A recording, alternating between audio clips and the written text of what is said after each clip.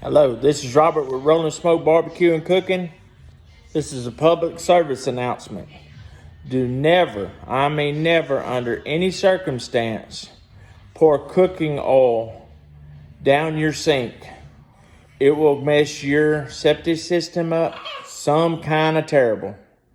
Trust me, I know. It caused water to back up into our house because our grease trap was plugged up, as well as my sprinklers that are part of my sewer system. All of them were clogged up, and it made a mess. So even running hot water behind it, don't risk it, people. Just pour it out in the woods, put it in a plastic container. Once it cools, put it in a garbage can.